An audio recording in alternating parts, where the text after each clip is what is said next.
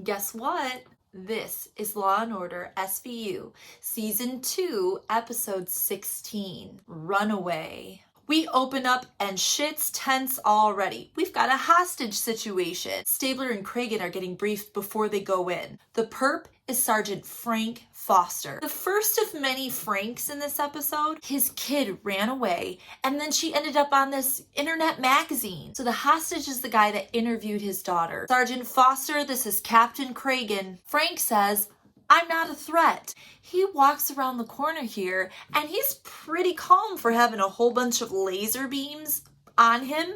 "It's not over till I find my daughter." Cragen waves the gunman off and they follow him in. The internet magazine guy's name is Tito Frank. That's the second Frank. I didn't take anybody. Let me show you what she told me. Tick, tick, tick, tick. He plays this clip of the daughter, Jill, just venting about how much her parents suck. He also catches on the tape this dude who's clearly older. Tito says, this guy's name is Canick. He is bad news. In the tape, Canick offers Jill a chance to make some money at these raves that he runs. They're all like, okay, Tito, tell him where she is. He's like, I don't fucking know. All I know is she was hanging with some kids that were in the meatpacking district. I just filmed them. They do make Sergeant Frank Foster hand over his gun, and then they handcuff him and take him away. We jump to Captain Cragen in this dark room being interviewed, and we get the sense that this is jumping ahead in time. There's a man and a woman detective asking the questions, and I'm just gonna say it. They are bad actors. Tell us your version of what happened. I was the hostage negotiator, and I found out after I got there that it was Frank, who I worked with for like 30 years. You should have recused yourself. Jill Foster was a teen runaway, last seen with a known pimp. That put it squarely in our jurisdiction. I reached out and Vice gave me my old detective Monique Jeffries. Jeffries, girl, she's back! And Finn Tutuola went undercover. Okay, so then we jump back to the present day investigation that's happening. We're trying to figure out what's going on with Canick. Oh, lots of bad stuff. Like one time, he beat a call girl to death with a tire iron. We know he's still dealing drugs. Right, Jeffries, you're taking the lead. Damn right she is. Good to have you back. First up, Benson and Stabler head in to talk to Tito Frank, that internet magazine guy. He is very likable, and he says right away, nobody's gonna talk to your old white asses here on the street. What do you got? Oh, it's this cool thing where it's like a bandana with a camera in it, and here in this cargo pocket is the biggest recording device you've ever seen. Or, not seen because it's so well hidden. We jump to Rikers Island, and Cragen is visiting Sergeant Foster in jail. Dude, I stood up at your wedding. Why the fuck did you not call me? So they're talking and it sounds like this dude actually saved Cragen's bacon at one point. So maybe he feels indebted to him. We're trying to track down Canick, so we jump to Munch and Finn, who are shaking down a doorman who's sleeping on the job. And I'll say, somebody got creative with these camera angles. Lance Canick, you know him? No, man, I'm just asleep here on my job. Okay. All I know is that he drives an SUV. What's the license plate number? Yeah, that's one of my hobbies, remembering license plate numbers. Finn's like, you wanna try making them? Benson, Stabler, and Tito are in the meatpacking district. They're looking for Jill, and they got pictures, asking all the junkie kids. Oh, but guess what? They find an advertisement for a rave that's happening the next night. 10 p.m., doesn't give an address. None of these kids know Jill, but they all know Canick. They all go to his raves. They do his ex. If they can't pay for it, they barter. Stabler's like, barter with what? They barter with sex, idiot. Don't you work in sex crimes? He turns around and sees somebody that he knows. You see it in the video. He says, hey, Ronnie, have you seen this girl? Ronnie hasn't. But this Timothy Chalamet looking motherfucker just takes off running. Stabler tracks him down. He says, why did you run? The girl. I think she's dead. This kid leads them to an empty warehouse. It stinks in here. And what's this? A room full of naked mannequins. That's worse than the smell. And there is a whole pile of mannequins.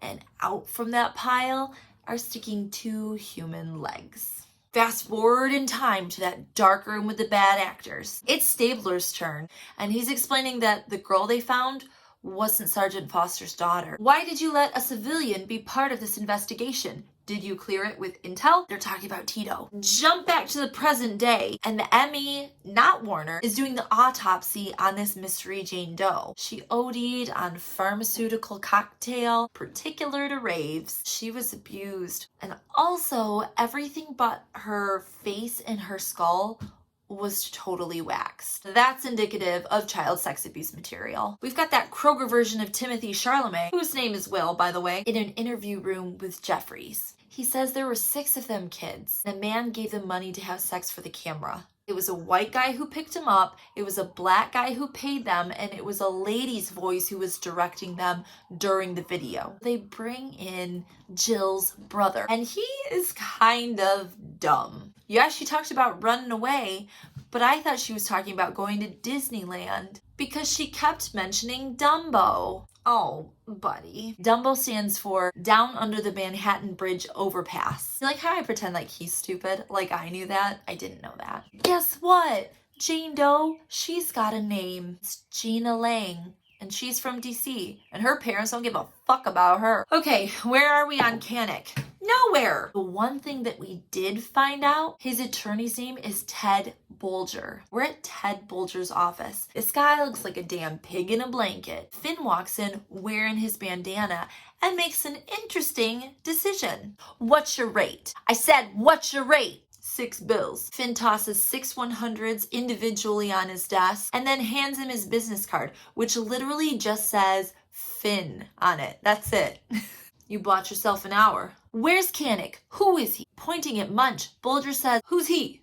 And Finn says, that's my Jew. Where's Kanik? Got some ladies want to work for him. Okay, Finn. He writes down a phone number and hands it to him. Says you didn't get it from me. When they walk out, Munch is pissed. I'm sorry, you're Jew? You're Jew? What if I called you my boy? Then I'd be your boy, John. But this isn't a laughing matter because fast and loose is not Munch's style. Finn says, who cares? We got his number. And I got a small ventricular rupture. Benson and Stabler head to Dumbo. They find out a bunch of these kids, including Jill, hang out with Lorna Frankel. That is the 3rd Frank derivative. And she's, quote, the female Salvador Dali with fangs. Munch and Finn are able to locate Lorna Frankel in a trash apartment with a whole bunch of junkies. And she thinks Munch and Finn are there to shoot some porn. But we dodged that bullet because Tito finds out for one of these junkies that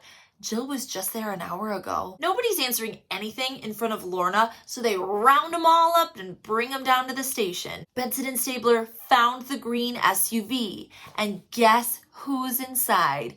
Yup, Kanik. So they let him know, listen, Jill is a cop's kid. If you run into her, you tell us, or we're all gonna have a piece of you. Back at the precinct, here comes Munch and Finn with all these stoned kids. Oh shit, heads up, it's Bolger. We can't let him see Munch and Finn. Cragen's like, a what? You went undercover without my clearance? Are you nuts? Oh yeah, and this whole situation is really bad for Tito too. Kanik is Bolger's attorney. No, Bolger is Kanik's attorney. And if Kanik finds out that Tito is working for the cops, he'll kill him. Cragen is so mad.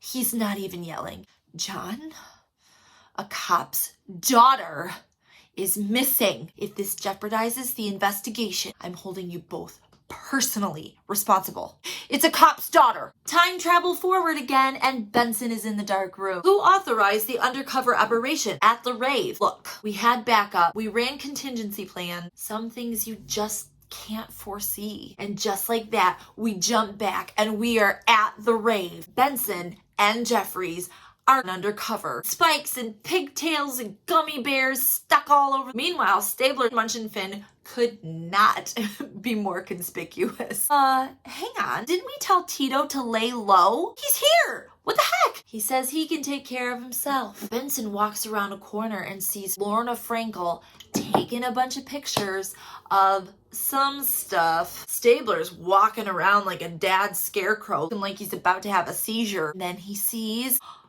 Jill. And remember, he's undercover. So what does he do? He yells, Jill! Across the bar. That could not have been the plan. She takes off running. obviously. We jump to the precinct and Alex Cabot is introducing herself to Lorna Frankel. Just then Benson and Stabler walk in with a big old box of stuff. It's from her apartment.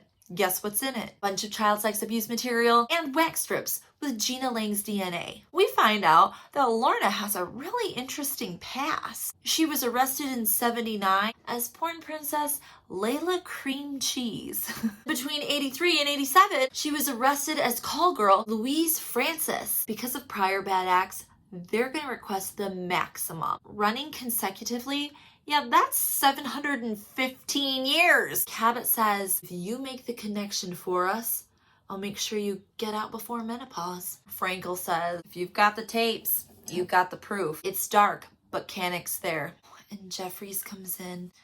Tito's dead. Oh, not Tito! Stabler goes to the body. Oh, Tito. Wait a second. He's still got that bandana on.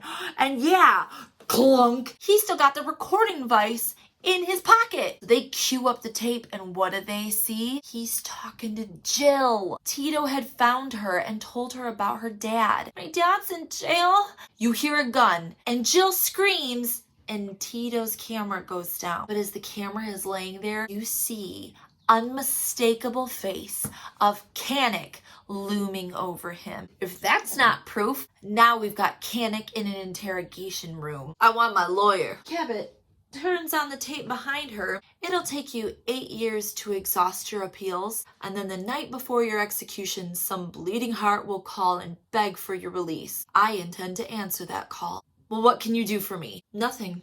You requested a lawyer. Seriously, what can you do for me? Give me evidence that Bulger is more than just your lawyer, and I will acquiesce to life without parole. But he's indignant. How about man 1, max 15? You get Bulger and that girl that you're looking for. She's like, no. But Cabot walks into a shitstorm. The whole team is ganging up on Cabot. Guys, if he gets out, he'll kill again. Yeah, but did we mention that she's a cop's daughter? Munch and Finn have to take Canic to central booking. And they have this weird conversation. And you realize that Finn is talking about beating the shit out of this guy to get the information that they need. So he goes to put Canic in the car and he bashes his head on the side of the car, puts him in, and gets in the back seat with him. Munch does not like it, but he did let it happen. He calls in Jill's location and Benson and Stabler are on their way there. So now Finn is in the future in the dark room and he's denying that he beat the crap out of Canic. Two bad actor investigators are like,